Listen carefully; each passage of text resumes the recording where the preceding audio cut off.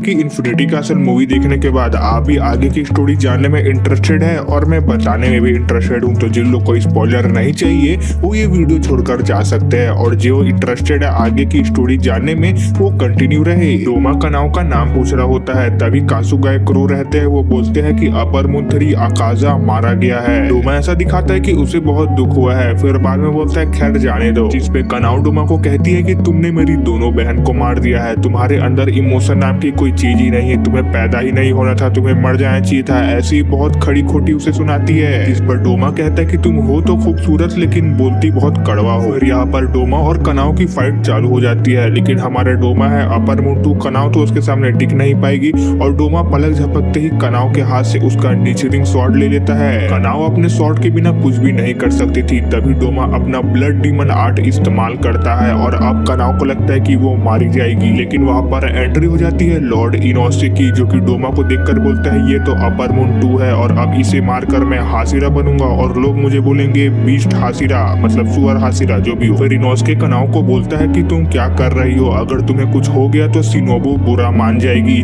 जिस पे कनाव कोई भी रिएक्शन नहीं देती है, जिससे इनोस्के समझ जाता है कि अब सिनोबू हमारे बीच में नहीं रही। ये बात पता चलने से इनोस्के बहुत सीरियस हो जाता है और जाकर डोमा के ऊपर हमला करता है, और ये दोनों के बीच में एक मजेदार फाइट होती है, जिस पे डोमा भी इनोस्के को देखकर बोलता है कि ये तो बहुत अलग एक्सपीरियंस है इसे लड़ने का, लेकिन डोमा के सामने इनोस्के ज्यादा कुछ कर नहीं पाता है। लेकिन तभी पता चलता कि इनोस्के तो डोमा को मारने गया ही नहीं था, वो तो एक्चुअली में कनाव का स्वॉर्ड लेने के लिए गया था, और वो उसे वापस कर देता है कनाव को। फिर से इनोस्के जाकर डोमा पर हमला करता है, और डोमा इनोस्के को अपने बात पर फंसाकर उसका सुअर वाला मास्क निकाल लेता है, और डोमा कहता है कि तुम्हें इस सुअर वाले मास्क से आर पार दिखता कैसे है। इनोस्के डोमा से अपना मास्क वापस मांगता है, तभी डोमा इनोस्के का शकल देखकर उसे कुछ याद आता है, उसे लगता है कि ये इनोस्के से पहली बार नहीं मिल रहा है, पहले भी ये दोनों कहीं मिल चुके हैं। इनोस्के से वो पूछता भी है, लेकिन इनोस्के को तो ऐसा कुछ याद नहीं था। तभी डोमा याद करने के लिए अपने सर के अंदर उंगली डालता है, और उसे याद आती है 15 साल पुरानी बात। लड़की आई थी अपने बच्चे के साथ डोमा के कैसल में मदद मांगने के लिए, क्योंकि उसका पति उसे बहुत ज्यादा टॉर्चर किया करता था, और वो वहाँ से भाग गई थी। इनोस्के की मम्मी डोमा को बहुत ही ज्यादा पसंद आ जाती है उसके आंख और उसके शकल देखकर, और डोमा डिसाइड करता है कि वो इनोस्के की मम्मी को नहीं खाएगा जब तक वो नेचुरल तरीके से नहीं मर जाती। यहाँ पर हमारा इनोस्के बोलता है मैं तो एक बोर का बच्चा हूँ, इंसान का नहीं, और डोमा कहता है कि तू तो इंसान है भाई, तू इंसान का ही बच्चा है। तभी डोमा इनोस्के को एक बात याद दिलाता है, जिससे इनोस्के को एकदम कंफर्म हो जाता है। वो बोलता है कि तुम्हारी मम्मी एक तुम्हारे लिए गाना गाया करती थी, पिंकी प्रॉमिस वाला। तभी इनोस्के को भी कुछ कुछ थोड़ा बहुत याद आता है, उसे लगता था कि ये गाना उसके लिए सुनोबू गाया करती थी, लेकिन अब उसे ये कंफर्म हो जाता है कि उसकी माँ ही उसके लिए वो गाना गाया करती थी। डोमा कहता है कि तुम्हारी मम्मी खूबसूरत तो बहुत ज्यादा थी, लेकिन उसके पास दिमाग की बहुत ज्यादा कमी थी, एक दिन उसने मुझे पकड़ लिया था इंसानों को खाते हुए, और वो वहाँ से भाग जाती है। मैं उसे बोलता भी हूँ कि मैं तुम लोगों को कोई भी नुकसान नहीं पहुंचाऊंगा, लेकिन वो नहीं मानती है, और जो इनोस्के की मम्मी है उसे भागना था गाँव, लेकिन वो जंगल तरफ भाग जाती है, और डोमा उसका पीछा करते करते वहाँ पर आ जाता है। अब इनोस्के की जो मदर थी उसके पास कोई भी रास्ता नहीं था, वो इनोस्के को पहाड़ से नीचे पानी पर फेंक देती है। डोमा इनोस्के की मम्मी को खा जाता है, और उसे ऐसा लगता है कि जो वो बच्चा था वो तो इतना ऊपर से गिरने के बाद बचा ही नहीं होगा, लेकिन सरप्राइज आज वो उसके सामने खड़ा है। इनोस्के को और भी ज्यादा गुस्सा आता है, और वो उठकर डोमा से लड़ना चालू कर देता है, लेकिन थोड़े बहुत इधर पे लड़ाई वड़ाई इन लोग की होती है, और उसके बाद डोमा समझ जाता है कि ये दोनों में कोई खास बात नहीं है, ये लोग नॉर्मल डीमन स्लेयर ही है, और अपने ब्लड डीमन आर्ट से डोमा एक डुप्लीकेट बनाता है जो कि बिल्कुल उसी के जैसे दिखता है, और वो इनोस्के और कनाव से लड़ता है। डोमा कहता है कि मुझे कुछ और भी काम है जो कि मैं जाकर करता हूँ, और तुम लोग इससे लड़ते रहो। यहाँ पर इनोस्के और कनाव बहुत ज्यादा स्ट्रगल कर रहे थे डोमा के खिलाफ, लेकिन जैसे ही गेट के बाहर डोमा निकलता है उसकी बॉडी पे गलना चालू कर देती है पॉइजन के कारण। अब हमें एक फ्लैशबैक का सीन दिखाया जाता है, जहाँ पर सिनोबू कनाव से बोलती है कि अगर हम लोग का सामना कभी अपर मून 2 से होता है तो मुझे पता है कि हम उसे नहीं हरा पाएंगे, क्योंकि एक अपर मून को हराने के लिए 3 हासिरा लगेंगे, लेकिन मुझे पता चला कि अपर मून 2 को लड़कियां बहुत ज्यादा पसंद है, इसलिए मैं अपना सेक्रीफाइस करूंगी। जहाँ पर कनाव बोलती है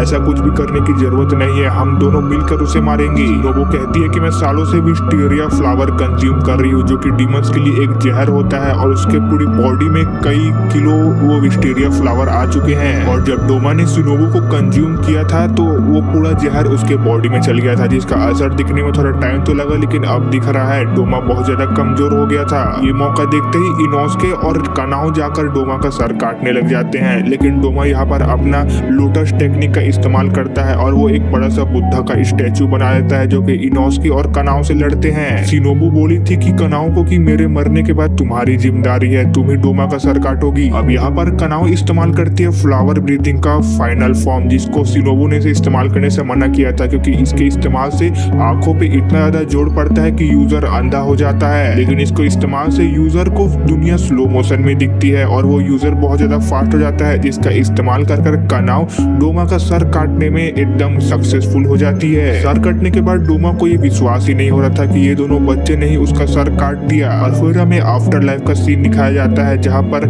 शिनोबू के हाथ में डोमा का सर था और शिनोबू बहुत ज्यादा खुश थी क्योंकि डोमा मारा गया। शिनोबू को कहना था कि अब तुम हेल में जाओ, जहाँ पर डोमा का कहना था कि तुम भी मेरे साथ चलो, तो शिनोबू बोलती तुम अकेले ही जाओगी। और फिर हमें इनोस्के का सीन दिखाया जाता है जो कि बंदा बहुत ज्यादा दुख दर्द में है क्योंकि अभी उसे अपनी माँ के बारे में पता चला है। तभी हमें एक फ्लैशबैक दिखाया जाता है जहाँ पर तांजीरो इनोस्के से कहता है कि तुम इंसान के बच्चे हो, किसी सुअर के नहीं। यहाँ पर इनोस्के का कहता है कि मैं सुअर का ही बच्चा हूँ और अगर मैं इंसान का बच्चा हूँ भी तो मेरी माँ ने मुझे छोड़ दिया है, इसका मतलब उनको मेरी जरूरत नहीं है और ना ही मेरे को उनकी जरूरत है। तांजीरो कहता है कि अगर तुम्हारी माँ ने तुम्हें छोड़ा है तो उसकी कोई बहुत बड़ी मजबूरी होगी और ये सब सोचकर इनोस्के रोने लग जाता है। हमें कनाओ का भी सीन दिखाया जाता है जो कि अपनी दोनों बहन को खो चुकी है और बहुत ज्यादा दुख में है। अब आगे और भी बहुत कुछ है आपको बताने के लिए, लेकिन वीडियो ज्यादा लंबी ना हो जाए इसलिए हम वीडियो को यहीं पर खत्म करते हैं। और बाकी अगर आपको आगे की वीडियो देखनी है तो इस वीडियो पर सपोर्ट दिखाओ, तभी मैं आगे का वीडियो लेकर आऊंगा। तो मुझे लगता है कि इस वीडियो में आपको बहुत ज्यादा मजा आया होगा तो चैनल को सब्सक्राइब कर दीजिए। तब तक के लिए अपने परिवार का ध्यान रखिए और देखते रहिए ES2 एनीमे।